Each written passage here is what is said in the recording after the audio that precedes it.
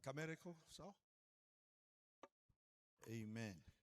Ni siku ya kwetu ya kawaida ya ibada ambayo wa kawaida tunakuwa na ibada ya siku hii ya leo. Nilipenda nizungumze kidogo maneno mawili matatu yatakayokuwa yanazungumza faida, the benefit of the gospel, au faida ya Injili. Nitumie lugha hiyo. Bwana asifiwe.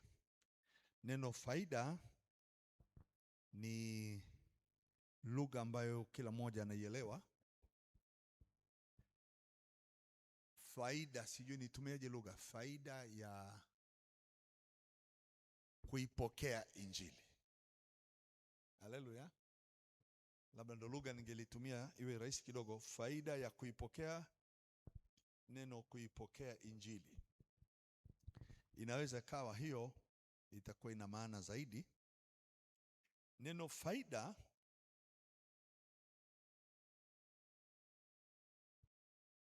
hutokea baada ya kitu fulani. Hiyo lugha yangu ni sawa eh?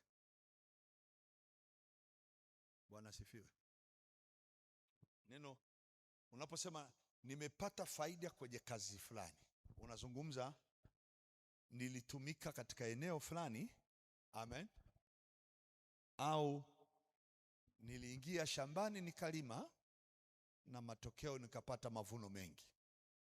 Kwa hiyo tunapozungumza faida ya kuipata Injili au faida ya kuiamini Injili, maneno haya yanakuja kutokana na Injili ilileta matokeo. Sawa eh? Injili ulioipata imeleta matokeo. Yale matokeo uliyoyapata ya Injili ndio naita mimi ndo faida. Kwa hiyo ni vizuri tuangalie zile faida, alafu tujitambue kwamba tumefaidika. Sawa eh? Tujitambue kwamba tumefaidika. Ile eneo tumefaidika unalitambua kwa kiwango cha aina gani? Kutambua hilo eneo, hata ukimwambia mtu, hata ukimshuhudia mtu, hata ukimhubiri mtu, unamweleza faida ya wewe ulipoamini. Bwana asifiwe. Faida ya kwanza ya Injili ni kuweza kupata msamaha wa dhambi na kuhesabiwa haki. Jambo hili haliwezekani kulipata nje ya Injili, haiwezekani. Huwezi ukapata msamaha wa dhambi nje ya Kristo. Huwezi ukahesabiwa haki nje ya Kristo. Kwa hiyo nina faida ya msamaha wa dhambi. Haleluya. Yaani hiyo naomba kwako ichukulie kwa maana kubwa. Chukulia kwa tafsiri ya hali ya juu kwamba nikijisemea kwa watu kuhusu kuamini kwangu, ya kwanza simamia msamaha wa dhambi. Haleluya. Maana wote waliomwamini wamehesabiwa haki. Wote wamesamehewa dhambi waliomwamini. Asiyemwamini amekwisha kuhukumiwa. Mimi na wewe tumeshatoka dhambini, tumeshatoka mautini kwa kumwamini Yesu. Hiyo ni moja ya benefit, baraka au matunda au matokeo ya kuamini Injili.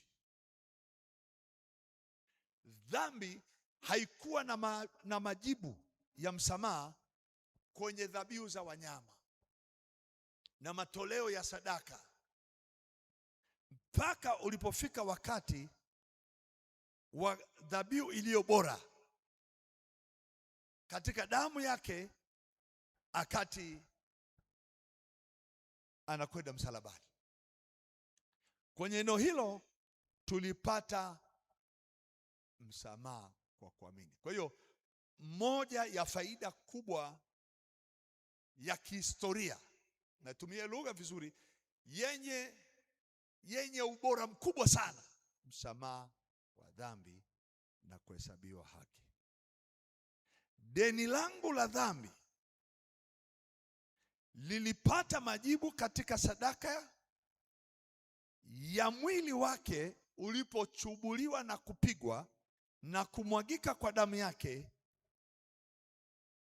pale msalabani. Kulinipa mimi haki. Haleluya.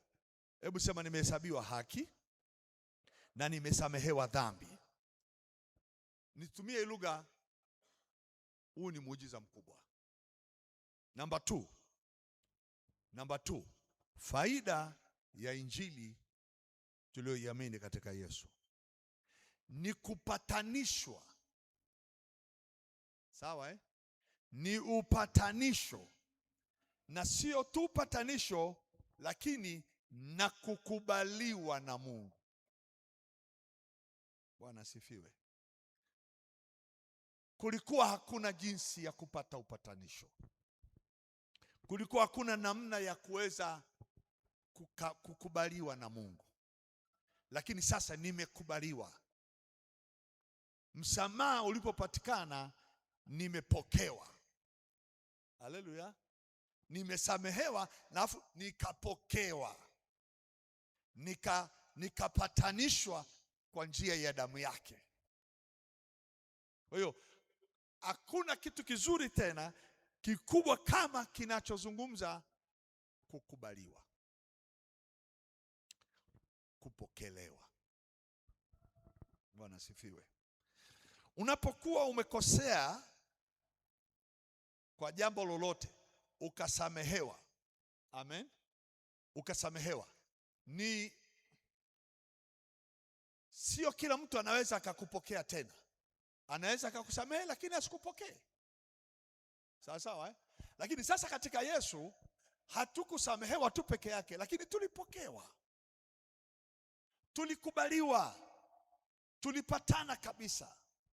Kwa hiyo tunaweza tukakaa na Mungu na kuishi na yeye tangu tuliposamehewa. Tunaweza tukakaa na Mungu na kuweza kuishi pamoja naye kwa kuwa alitupokea kwa njia ya injili. Nafanya hivi, nitakupa na maandiko. Bwana Yesu asifiwe. Sema amen. Kwenye eneo hilo pia tumepata uzima wa milele. Kwa lugha nyingine tumepata uzima wa milele. Kwa hiyo eneo tulilofaidi pia ni uzima wa milele. Tuna uzima wa milele.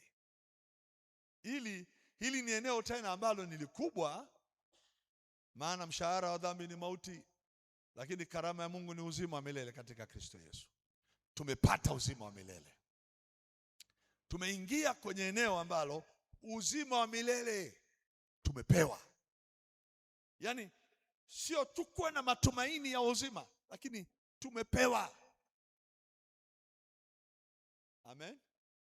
Na huo ni uhakika, ninao uzima wa milele. Kuna mahali wakati mwingine na ubirigi, sijui kama watu wengine wanapokeaje, lakini na ubirigi nasema hivi: ikishafika mahali nimeokolewa, nimesamehewa, amen, nimezaliwa na yeye, nimekuwa mwanae, nimeshafika tayari, mimi ni mwana wa Mungu. Shetani apende asipende, mbinguni naingia. Hiyo sio kila mtu anaelewa au anakubali vile, lakini namtafuta Yesu, anasema aliyenipa Baba hakuna wa kuninyang'anya. Sawa Yaani ana ulinzi ananipatia wenye uwezo wa kunilinda nisiondoke katika mikono yake. Kwa hiyo uzima wa milele kwangu, sema amen, ni uhakika. Ni ulazima wa mtu kujielewa, nimesamehewa, uhai wangu umefichwa ndani ya Kristo, mauti haitanipata tena, saa hii ninaishi ndani yake na yeye ndani yangu. Uzima sio wa kuomba, ninao. Amen. Kwa lugha nyingine niseme pale kwenye topic number 1 ya faida, inasema nimesamehewa. Sawa eh? Ikifika mahali umesamehewa, jamani, ni tofauti na toba za watu wanazozizungumza. Ukishazaliwa mara ya pili, hauna kitu inaitwa toba. Unanisikia watu wa Mungu eh? Sijui ningesemaje hapa. Yuko hivi. Hapo pia kuna utata. Tunaelewana eh? Bwana asifiwe. Toba ni nini? Toba ni eneo la kuamini. Nililomwamini Yesu kuwa Bwana na Mwokozi wa maisha yangu. Hiyo ndo toba. Toba sio ukiri kwamba Mungu, nimetenda dhambi, nimefanya mambo. Ile sio toba. Tunaelewana watu wa Mungu eh? Toba biblically New Testament, Agano Jipya, ni kubadilisha mwelekeo wa mauti uliokuwa nao ukaamua kuchagua uzima. Na kwenye eneo uliochagua uzima ukamchagua Yesu aliyefanyika mauti yangu, aliyefanyika mauti yako, akakupa uzima wake. Ukaushika ule uzima aliyokupa yeye, akaenda mautini, akakutoa wewe mautini, akakuingiza uzimani. Sasa ile ndio lugha ya New Testament, toba. Toba ya Old Testament, kila siku nyinyi ni wenye dhambi. Toba ya Old Testament, Agano la Kale, ninyi kila siku ni wakosaji, ninyi kila siku ni wenye dhambi. Usilale bila kutubu, maana unaweza kaenda jehanamu. Hiyo ni toba ya Agano la Kale kwa sababu ya matendo ya sheria ya dhambi na mauti. Toba ya Agano Jipya ni kumwamini Yesu, kuzaliwa mara ya pili, kuwa wana wa Mungu. Kutokea hapo wewe ni mali ya Mungu. Sasa lile eneo la toba la kwanza silo eneo la toba la siku ya Agano Jipya. Agano Jipya imeshakuhesabia haki, wewe ni mwana wa Mungu, dhambi zako zimewekwa juu ya Yesu, hukumu yako imewekwa juu ya Yesu, mauti yako imewekwa juu ya Yesu. Akakupa wewe msamaha wake, akakupa wewe uzima wake, akakupa wewe umilele. Sasa unakosea kwenye Agano Jipya, tunakosea. Amen. Lakini anayekosea ni huyu mtu nje, huyu mtu wa nguo, huyu anayevaa. Lakini kuna mtu yule wa ndani. Tunaelewana eh? Yule mtu wa ndani ndiye yuko ndani ya Yesu. Yule mtu wa ndani ndiye amezaliwa mara ya pili. Huyu wa nje ni wa fulani, lakini yule wa ndani sio wa fulani. Huyu ni kiumbe kipya, ya kale yamepita. Naeleweka hii lugha eh? Huyu wa ndani sio yule mhangaikaji kwenye maeneo ya dhambi. Huyu wa ndani yuko ndani ya Yesu, hawezi akatoka. Huyu mtu wa nje ni mhangaikaji, atabaki kwenye udongo. Lakini yule wa ndani anayezaliwa mara ya pili, yeye habaki kwenye udongo, wakati mwili unaachana naye, anaenda mbele za Mungu. Tunaenda sawa sawa? Huyu wa nje akikosea, sisemi dhambi sasa, akikosea atapita kwenye mazingira magumu ya mwili. Tunaenda sawa eh? Atajikuta tu mambo ya kimaisha yanakataa, eneo hili linakataa, eneo hili linakataa, kwa sababu mwili ndio umeenda kutenda makosa. Utapita kwenye maisha magumu. Lakini huu mwili ukiamua, nina gairi na mimi sitaki niende kwenye maisha magumu, atabidi abadilishe tabia, achukue tabia za mtu wa ndani, za mtu mpya. Tunaenda sawa eh? Sema amen, amen. Nimeeleweka hii lugha? Hebu sema ninalindwa kwa ajili ya uzima wa milele. Amen. Haleluya. Bwana asifiwe. Sema amen, amen. Kwa hiyo tuna msamaha tuliopata kwa kuamini na kwa kuzaliwa mara ya pili. Hiyo naomba usisahau. Agano la Kale, msamaha wa maneno ya kila siku, ni kwa sababu ilikuwa hakuna mwenye haki hata huyu. Wote tumetenda dhambi, wote tumepungukiwa. Kwa hiyo kila leo kuna sadaka ya matoleo kwa ajili ya ukombozi. Faida ya 4, tumepata amani katika Kristo Yesu. Amen. Tuna aina ya maisha fulani baada ya kuipokea Injili. Kuna aina fulani, naomba uelewe hii aina ya amani yenyewe. Amani yangu ninayowapa ninyi sio kama ulimwengu wapavyo. Hii amani ina maisha fulani. Sijui nikaekeje aka maisha. Bwana asifiwe. Sijui nikaekeje. Nilishawahi kukaona hako ka amani. Hauna pesa. Si ndio Yaani hauna pesa. Alafu huogopi. I don't care.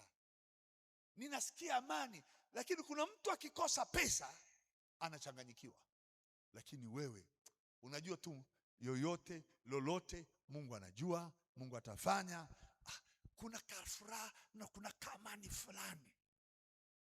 Kanakupa utulivu.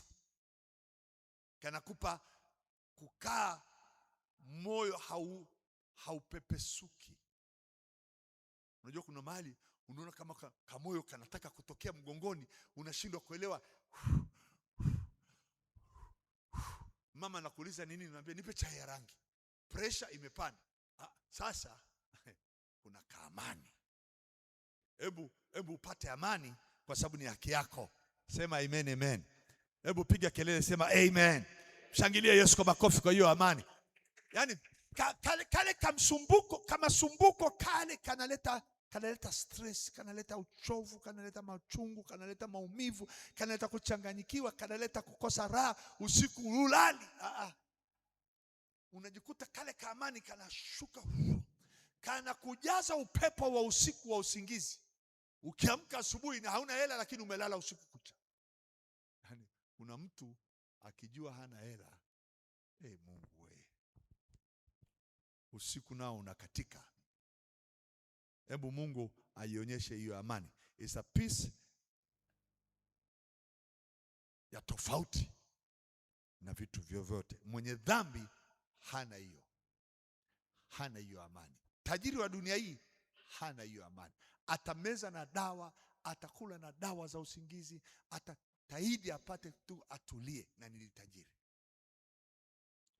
Nishawahi kumwonaga mtu katika miaka nyuma, akiamka asubuhi ni vidonge vya kutuliza maisha, hofu ya maisha. Ni wazungu. Sisi hatuna hizo hofu. Tuna uhakika kesho yangu ipo mbele za Mungu, nami nitauona utukufu wa Mungu, nitauona wema wake, nitaziona fadhili zake. Sina hofu wala mashaka kwamba nitaanzaje, nitatokea wapi. Mungu anajua, amenibariki. Eneo lingine naloliona la faida linatokana na mabadiliko. Moja ni tabia za zamani za asili zinapokuwa haziko tena katika maisha yetu. Amen. Unazalisha tabia ya roho. Unakuwa ni mtu wa tabia. Kwanza unajikuta huko kwenye hali ya kutaka kusoma neno, kutaka kuomba, kutaka kuhubiri, kutaka kuimba. Una tabia tu kanazaliwa. Alafu kamekuvaa kwa nguvu kiasi kwamba uoni aibu ya hiyo tabia. Nilifurahishwa, kuna siku nilikuwa namuona mzee Moshi pale na bwana Moses wanatuma na video. Sio mmeacha wapi hiyo huduma? Muko mnaonyesha sinema yenu pale stand. Alafu mnaongea, watu wanawasikiliza. Kale katabia hakanaga aibu, hakanaga hofu. Kwa hiyo unabadilishwa mpaka kuna katabia unakapokea. Watu walao kufikiria wewe ni waheshima sana, uwaogopi kuambia nimeokoka. Uwaogopi kuelezea mimi namwamini Yesu. Uwaogopi kuonyesha ushuhuda wako. Hauogopi kusema mimi Bwana, hiyo hali unayesema mimi siwezi, mimi ni mtumishi wa Mungu. Huogopi. Kuna tabia kanazaliwa. Haleluya. Ako katabia kanakupa ujasiri. Hata ukishika Biblia unajikuta unaweza kuhubiri kuliko mhubiri hata mchungaji wako. Katabia kale kazuri kanakupa nguvu. Mtu ambaye hajakutana na hiyo injili ikambadilisha hiyo faida, akisikia Bwana asifiwe katikati ya watu wengine, anaogopa kuitikia amen. Lakini wewe unaweza ukaitikia amina kubwa, kwa sababu kuna aina fulani ya maisha yameanza. So wewe tena yule wa zamani, kuna maisha mengine. Haleluya. Hebu sema kuna maisha mengine. Kuna haya ambayo Mungu amekupa katika Kristo Yesu. Unaweza ukajikuta una kiu ya neno, kusoma sana. Haleluya.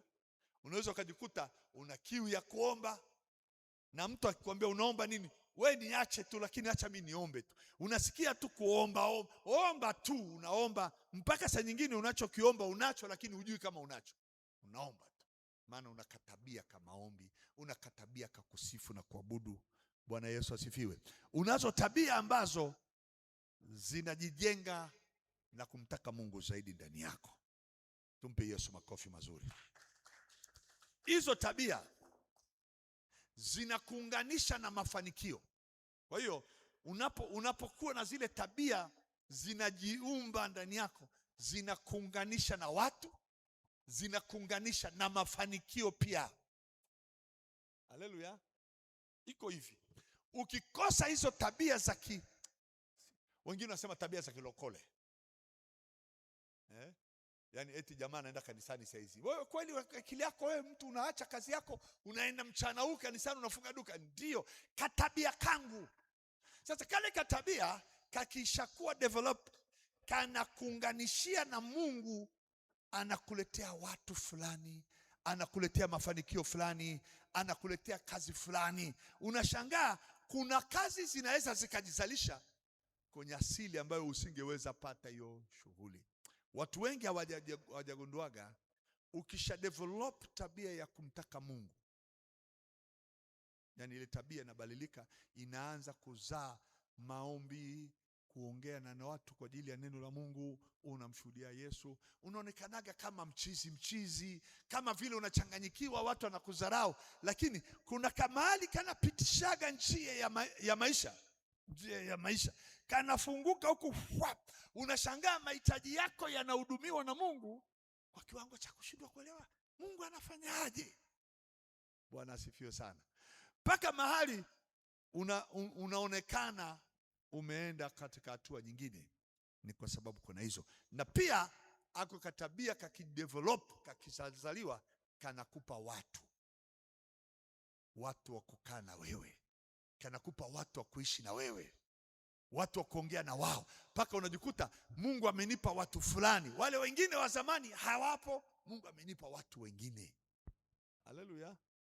Sema amen, amen. Faida nyingine ya hii injili, ugeuza kalenda, ugeuza majira. Haleluya. Sijui nitumieje hii lugha. Mungu anakupa nyakati zingine za maisha. Hii iko kwenye grace, iko kwenye neema. Wakati neema inatokea, wakati Mungu anakupa neema, ubadilisha majira. Yaani tarehe haibadiliki, siku haibadiliki, mwezi haubadiliki, mwaka haubadiliki, lakini majira wewe ya kwako ni yapi? Okay, kwa mfano, kesho tuna tarehe 1 ya mwezi wa 5. Wengi wenu hapa mnajua ni tarehe ya sikukuu ya nini? Ya Mei Mosi.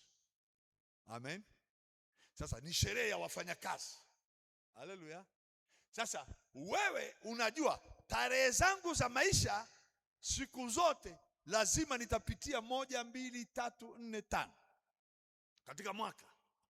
Wakati unaingia kwenye hiyo injili inaleta neema, inakubadilishia kalenda. Haleluya. Inabadilisha majira yako, inabadilisha siku zako za mwaka, sio zile za mwaka jana, sio zile za miaka ya nyuma.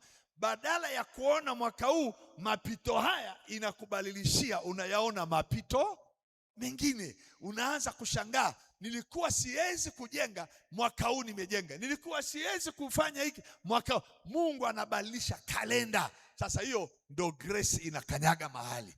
Grace inatembea na wewe. Grace inaenda kuumba. Grace inatokeza mahali. Mkono wako unafanya kitu. Kwa hiyo badala kushindwa, unakuwa unashinda mambo fulani. Badala kurudishwa nyuma, unaweza ukajikuta unaenda mbali katika eneo lako la kiuchumi au la kifamilia. Kwa hiyo ni eneo linalobadilisha majira. Injili inabadilisha nyakati. Haleluya. Nyakati ngumu zinaondoka mbele yako. Nyakati za tabu zinaondolewa mbele yako. Nyakati za kukataliwa zinaondolewa mbele yako. Zinakuja nyakati, zinaitwa nyakati za utukufu. Injili ugeuza nyakati za aibu na kuzileta nyakati za heshima. Haleluya. Sasa najua kwa baadhi hatujawahi kuona nyakati za heshima au nyakati za utukufu, lakini nataka nikwambie, ukiendelea kudumu katika Injili, maana yake nikizungumzia Injili nazungumzia habari njema. Haleluya. Nichukulie kitabu kimoja cha Warumi. Bwana Yesu asifiwe. Warumi 10. Nisome hiyo. Bwana asifiwe. Romans chapter 10. Warumi 10. Kitabu kiko wapi cha Agano Jipya nikione? All right.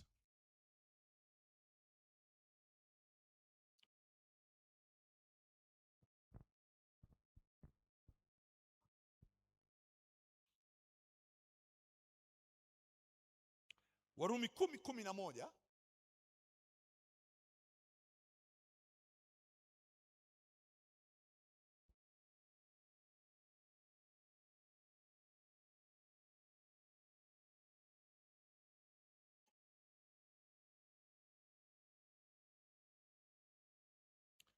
Inasema, kwa maana maandiko yanena, kila mwaminie hata tayarika. Sema amen, amen. Chukua tena andiko hilo hilo, nenda chini kidogo. Hebu sema sintatayarika. Ili ni eneo lisilokuwa na mahali pa kuaibika. Hii injili ulioiamini inakupeleka mahali ambapo hutaaibika. Tunaenda sawa Anasema kwa lugha nyingine, whoever believes on him will not be put to shame. Hakutatokea mahali, yani injili ikakupeleka uende uingie kwenye aibu. Bwana asifiwe. Anasema kwenye ule mstari wa 14,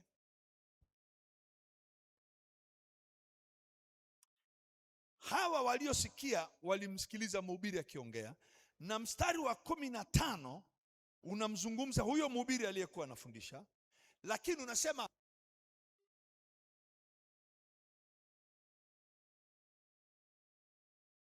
mstari wa 15 Warumi ile. Sawa Anasema hivi, tena wahubiriwaji wasipopelekwa kama ilivyoandikwa, ni mizuri kama nini miguu yao. Miguu yao wahubirio habari ya mema. Kwa hiyo injili ujumbe wake ni mema. Mema. Kwa hiyo huko kwenye injili kuna mema. Nitumie lugha hii, mema hayatatengana na wewe. Bwana asifiwe. Kwenye 11, mema yamenijia, nimeamini, sintaaibika. Mema yamenijia, sintaaibika. Bwana asifiwe. Na kama mstari wa 16 anasema, lakini sisi sote tuliotii ile habari njema. Hiyo njema hiyo imo ndani ya injili. Kwa hiyo injili, kazi kubwa iliyochukua, mema ya maisha yangu itanipa, mema ya watoto wangu itanipa. Inanibadilishia majira ya wakati mgumu kuwa na wakati wa mema. Haleluya. Sema amen, amen. Waebrania anasema katika sura ya 4, Waebrania sura ya 4 mstari wa 3. Nianze hivi. Nianze mstari wa kwanza, wa pili, wa 3. Waebrania sura ya 4. Anasema basi ikiwa ikaliko ahadi ya kuingia katika raha yake, na tuogope mmoja wenu asije akaonekana ameikosa. Okay? Maana ni kweli sisi nasi tumehubiriwa habari njema. Injili. Amen. Tumehubiriwa habari njema vile vile kama hao, lakini neno lile lilosikiwa halikuwafaa hao, kwa sababu halikuchanganyikana na imani ndani yao waliosikia. 3. Maana sisi tulioamini tunaingia katika raha ile. Hiyo habari njema ina raha. Amen. Hiyo habari njema ina raha. Msamaha wa dhambi, uzima wa milele, uponyaji wa mwili, amani ile, na nyakati za tabu. Nyakati zinabadilishwa, kalenda inabadilishwa. Unajua dunia tunaishi na kalenda mbili. Tunaishi na kalenda ya kibinadamu na kalenda ya Mungu. Kalenda ya kibinadamu ni kalenda inayokupa wewe fursa kuhangaika kama binadamu, aidha upate au ukose, lakini umepambana kama binadamu. Mungu amekupa hiyo, na Mungu amekuwekea hiyo kwenye kitabu cha Mwanzo. Lakini kalenda ya kibinadamu inaweza kaingiliwa na maadui, wakaivuruga. Badala ya kuyaona mema ukayaona mabaya. Kwa hiyo maadui wanaweza kukuandikia kwenye kalenda zao, wakakupandikizia kwenye kalenda yako mabaya. Lakini ikija kwenye kalenda ya Mungu haiharibiwagi na maadui. Kalenda ya Mungu haiingiliwagi na mtu milele. Ni kalenda yenye agano, iliyoshikamana na habari njema. Amen. Iliyoshikana na Kristo, iliyoshikana na damu yake, iliyoshikana na kupigwa kwake. Wewe uwezi ukaingiliwa na maadui wakaibadilisha kalenda yako. Kwa hiyo nyakati zako za kuishi hazitakuwa za huzuni. Bwana asifiwe. Ndio maana nasema, maana sisi tulioamini tunaingia katika ile raha. Tunaingia kwenye hiyo hali sio ya kupigwa, kuonewa. Kuna Mungu ameshafanya. Furaha yangu ni kwamba Mungu aonekane kwenye injili unayosikia. Bwana asifiwe. Sema amen. Kwa hiyo ninaamini katika Mungu anapoingia kwako analeta majira mengine. Haleluya. Hiyo ndio moja ya faida ambayo natamani na wewe uipokee hiyo faida. Kuna faida ya mabadiliko, faida ya nyakati, faida ya mema. Nataka niangalie huko kwenye Isaya. Kuna mahali Isaya alizungumza. Naomba twende na mimi kwenye nabii Isaya. Isaya alizungumzia wapi? Nyakati fulani. Kuna nyakati ambazo mimi na wewe tunapitia, na kuna nyakati ambazo tunapita huko kwa sababu injili tuliyoisikia sio nzuri. Lakini tunapita kwenye nyakati nzuri kwa sababu injili tuliyoisikia ni injili yenye habari njema. Ndio maana anasema kule kwenye Waebrania, na tuogope mmoja wenu asije akaonekana ameikosa hiyo raha. Amen. Maana sisi nasi tumehubiriwa habari njema vile vile kama wao, lakini habari zile ziliposikiwa kwa wale wengine hazikuchanganyika na imani ndani yao waliosikia. Lakini sisi tuliosikia tukaamini tumeingia katika hiyo raha. Na mimi nataka hiyo raha na wewe uione. Sema amen, amen. Kusudi la injili ni kukuingiza wewe kwenye mahali. Fungua 49 Isaya.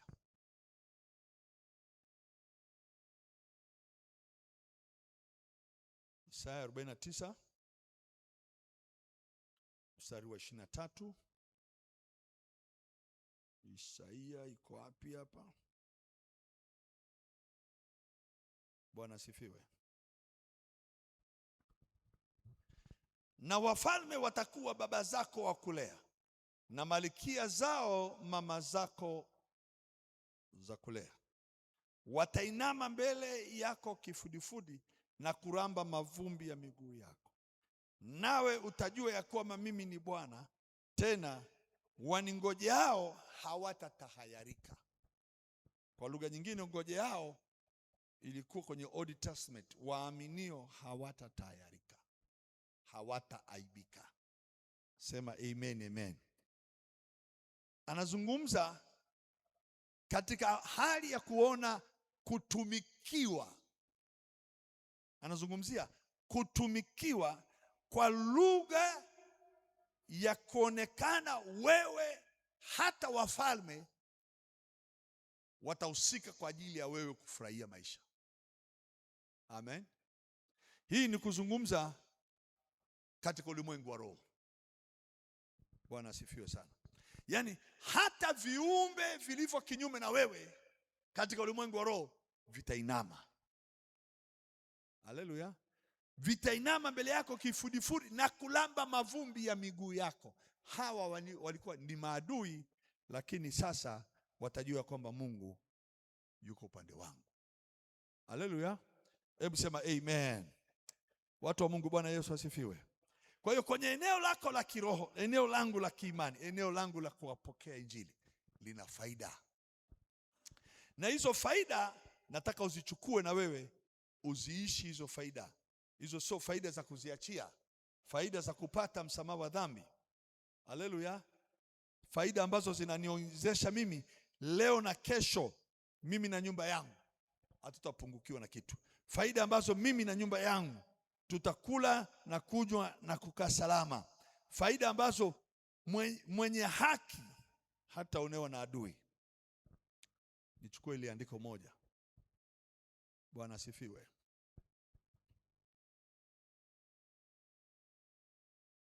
Yohana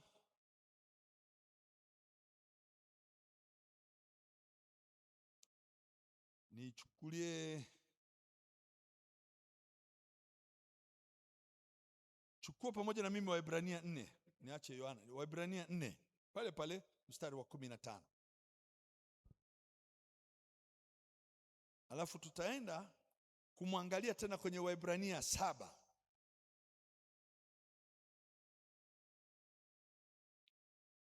Kumuhusu Yesu. Haleluya. Kwenye Waebrania 4:15 kuna lugha ambayo anamzungumzia Yesu. Bwana asifiwe. Eneo lako la kimaisha uliokuwa ukiliona katika hali ya ugumu na mapito magumu na katika kukosa, Yesu anahusika nalo. Anasema kwa kuwa hamna kuhani mkuu asiyeweza kuchukuliana nasi katika mambo yetu ya udhaifu, bali yeye alijaribiwa sawasawa na sisi katika mambo yote bila kufanya dhambi. Basi na tukaribia kiti cha neema kwa ujasiri, ili tupewe rehema na kupata neema ya kutusaidia wakati wa mahitaji. Hiyo ndio maana ya Injili. Tunaye aliyeingia kwenye eneo lako akachukuliana na wewe katika udhaifu wako. Haleluya. Ili wewe upate ujasiri wa kuingia na kupata mahitaji yako mbele za Mungu. Kwa hiyo Injili imetupa access ya kukaribia kiti cha neema. Haleluya. Imetupa nguvu, uwezo au kibali kuingia kwenye kiti cha rehema. Bwana asifiwe sana. Siku moja mtumishi mmoja alikuwa anasafiri kwenda nje ya mkoa wake. Na alipokuwa akisema anasafiri, alisema mimi namwamini Mungu atanisafirisha na sina nauli, lakini nitafika. Kwa hiyo akachukua shati lake la kichungaji. Bwana Yesu asifiwe. Akaingia kwenye gari lake, kwenye gari la abiria. Akati amekaa, kuna watu tu kule kwenye gari. Wakati wanaambiwa na kondakta kulipa, mmoja akasema yule mchungaji kule asilipe. Mchungaji kule asilipe. Mchungaji anajifanya naweka mkono mfukoni atoe nauli, anaambiwa mzee imeshalipwa na mtu kule. Amevaa kitu kinampa nafasi mahali, jambo lililokuwa lingemshinda analiweza kulishinda bila yeye mwenyewe kupata shida yoyote. Kwa hiyo tuna Yesu ambaye ameingia kwenye mauti yetu, kaingia kwenye deni langu. Haleluya. Kaingia mahali ambapo amechukua dhambi zangu, ameshafanyika. Alafu lile deni ningelidaiwa mimi, unaambiwa limeshalipwa. Bwana asifiwe sana. Kwa hiyo tunapofika mahali hapo tunapata sasa ujasiri. Kumbe hapa naweza nikapata neema na rehema ya kunisaidia. Injili ina uwezo huo. Bwana Yesu asifiwe. Anasema kutusaidia wakati wa mahitaji. Neno mahitaji sio mateso. Amen.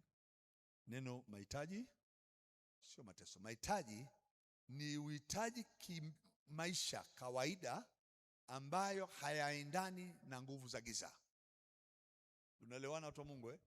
Hayaendani na uchawi, mtu amekuloga, mtu amekufanyia mazingaumbwe. Alafu mahitaji hayaendani na picha ya kwamba kuna laana inanifuata. Neno mahitaji ni kitu cha kawaida. Sawa Ikifika kwa mfano,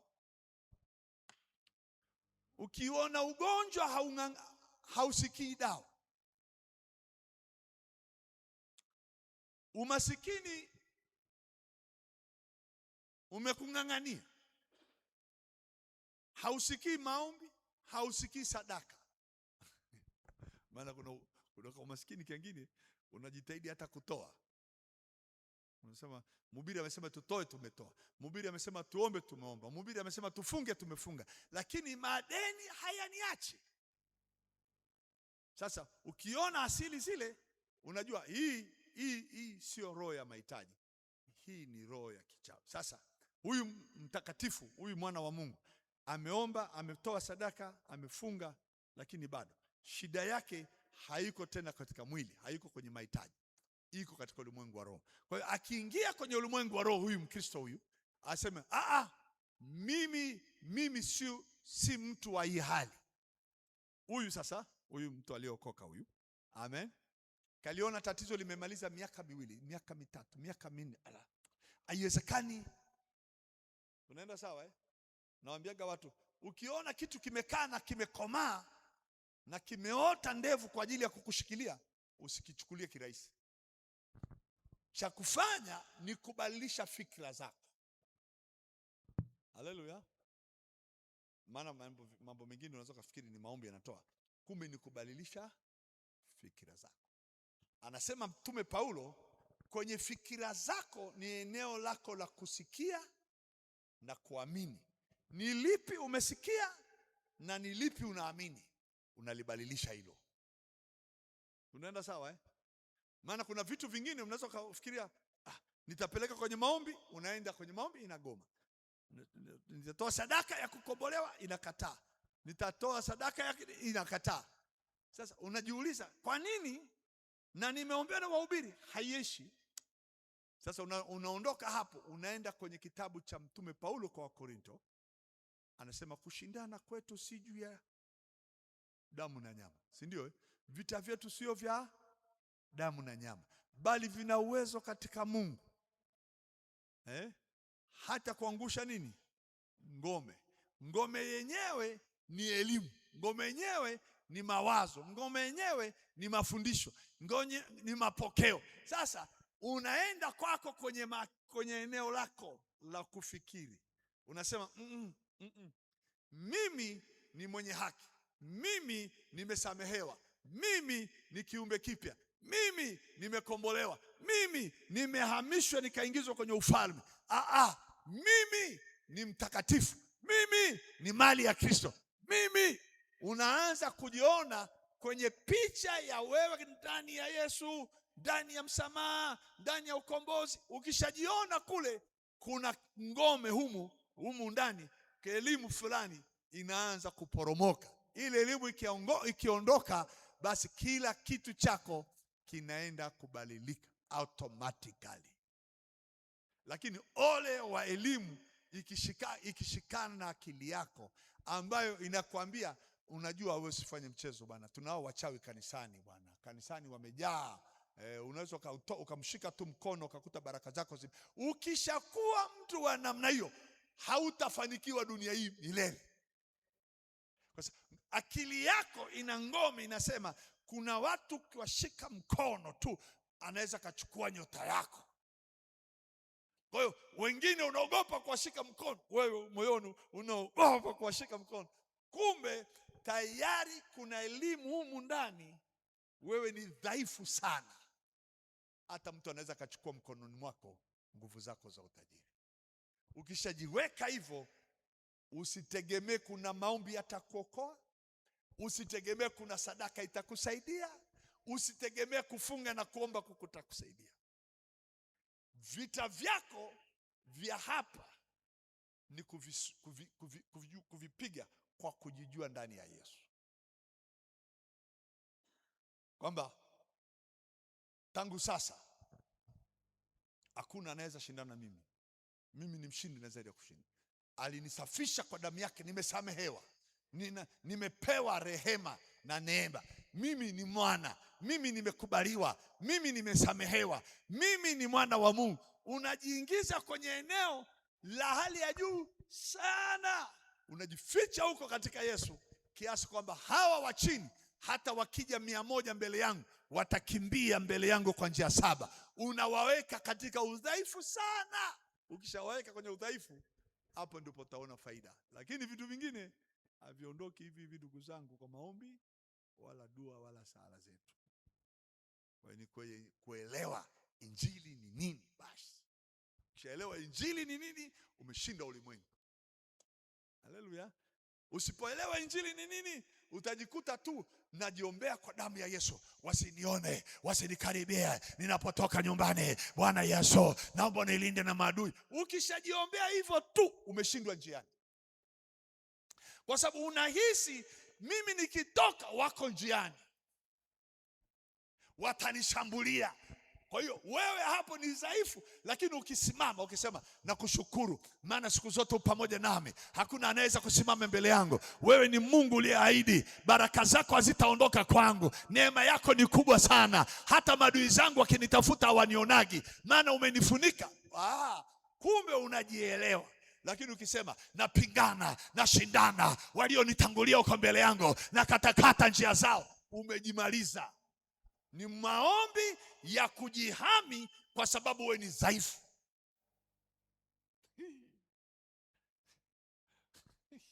Na hayo maombi ndio ya walokole sana. Lakini ukiamka, Bwana Yesu asifiwe. Roho Mtakatifu, asante, maana umenivalisha vazi la utukufu. Neema yako ni kubwa sana kwangu, umenitia nguvu, umenitakasa, damu yako iko juu yangu na uzao wangu. Hakuna adui juu ya nchi anayeweza kukaribia hata njia zangu, maana wewe upo pamoja nami siku zote. Ninajivunia maana hujawahi kuniacha, ninajivunia maana adui hawataniona duniani humu. Lakini njoo kwenye maombi yetu ya ngome. Ngome imeshika. Ile ngome imejengwa hasa, sio tofali juu ya tofali, ni ngome imechongwa mwamba. Hakuna kombora linaangusha. Unaanza kusema baba, najua ya kwamba ananifuatilia, lakini we Mungu, Mungu, niepushe naye, niepushe naye, niepushe naye, niepushe naye. Mungu anasema, tangu lini nishawahi kukuacha? Ngome, ndugu zangu, ngome ni nzito. Kwa hiyo majaribu yako yanakuwa kila siku, kila siku, kila siku. Piga tu kifua, jione kama RPC au mkuu wa polisi Tanzania IGP hawezi kufanya maombi, naomba walinzi, naomba walinzi. Anajua anao, hana haja maombi. Anajua silaha za kumlinda wako wa kutembea naye, mpaka radio call zinasema ameamka, mpaka anajua kabisa kuna gari ziko nje za kumchukua na kumsafirisha. Anajua, hamki na uoga, hamki na hofu kwamba natafutwa na maadui. Anajua tu system imejipanga, yupo upande wangu, hawezi kuniacha. Mbingu yote iko, malaika wapo.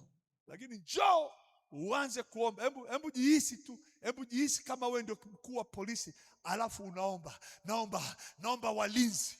Unamwomba nani? Wewe ndio mwenye kupanga walinzi.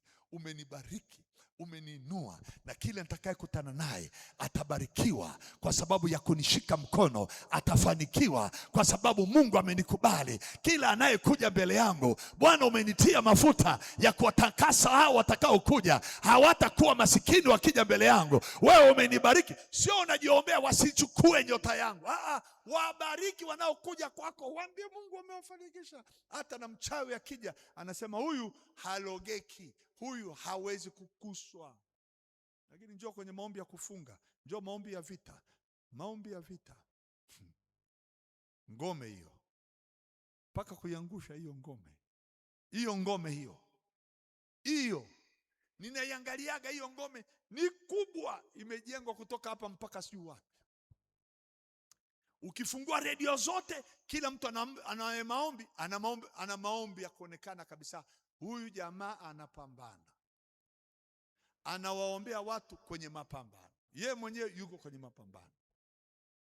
Hebu ingieni kwenye ulimwengu wa roho.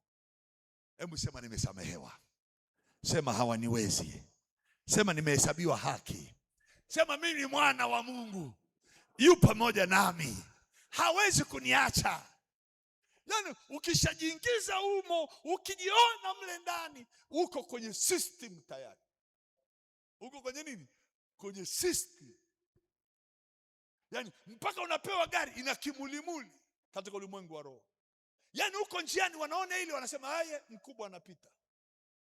Amen.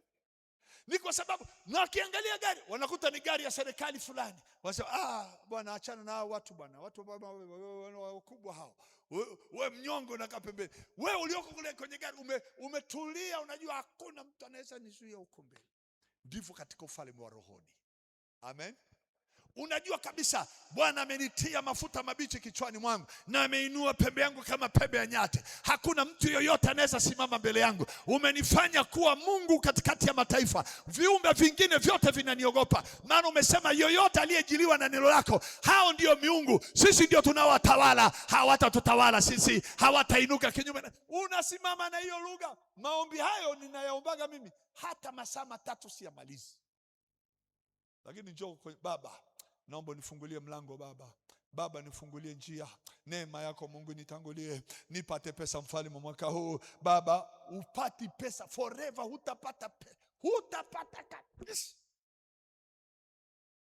Hutaona hela, utazisikia zinapita kwa watu, lakini ukipiga tu kifua namna hii, Baba nakushukuru maana umemtuma mwanae, akawa maskini kwa ajili yangu ili mimi niwe tajiri. Natembea na mafuta ya utajiri, sitembee na maskini, sitembee na mafuta ya umaskini, wala madeni hayatakaa na mimi. Umenifanya kuwa kichwa wala sio mkia. Umefungua njia mbele yangu na hakuna wa kuifunga. Umenyoosha mapito yangu, njia zangu hakuna milima wala hakuna mabonde. Umenibariki kweli kweli, na maadui zangu wanajua hawawezi kuweka mkono kwenye njia za mafanikio yangu. Mfalme wa amani, niseme nini? Maana umenibarikia hata watu wakiniangalia wanashangaa. Yale ukiongea na una hela mfukoni na una kitu mfukoni, nakwambia hivi, malaika wanakuwa kama wamekimbizwa. Mbona mmemwacha yule mtu pale ameongea muda wote, hamjaenda kupeleka pesa? Mbona mfukoni mwake sione akiba? Wewe unaanza kushangaa. Watu watakuita kwa majina yote ya Freemason. Maana umeingia kwenye ulimwengu mwingine. Umeingia kwenye ufalme mwingine. Unajisema katika huo ufalme. Haujisemi nje ya ufalme. Naomba unibariki, naomba uniinue. Uombi hayo. Asante maana umeniinua, asante maana umenibariki, na hakuna wa kunilani. Umenitia mafuta kichwani. Adui zangu wakiniona wanakimbia mbele yangu kwa njia 7. Tena umewaseta chini ya nyayo zangu, hawatainuka milele. Yani wewe ongea hayo maneno tu, ongea hayo maneno mpaka jirani akikusikia anaanza kuogopa, anasema kumbe jamaa ameshainuliwa. Haleluya. Lakini ngome kuvunjwa, uanze kuomba, utasikia Baba sistahili, Baba paka Baba anasema kisirani imeanza hapa. Kisirani imeanza hapa. Huyu kijana wangu ana mangaiko gani? Mbona ananiita kwa sauti mpaka anaonekana analia kwa kuniita tu? Jamani, hebu nendeni mbele za Mungu kwa ujasiri. mukikaribia kile kiti cha rehema kwa ujasiri. Haleluya, sema amen, amen. Jamani, tumemaliza muda, saa 12 kamili ndio tumekaribia, dakika 2 zimebaki. Haleluya, tuko sawa eh? Hebu sema, faida ya injili ni kusamehewa, ni kuzaliwa mara ya pili, ni kuwa mwenye haki, sio mhitaji. Nina kila kitu, ameniongezea sana, kanizidishia kila kitu, hajaninima chochote, na adui zangu amewatupa chini yangu. Hata mikono yangu haijawahi kupungukiwa. Chochote ninachokishika kinaongezeka, kinazidi sana, hata nafasi nakosa, katika jina la Yesu, amen. Tumemaliza. Tusome matoleo yetu.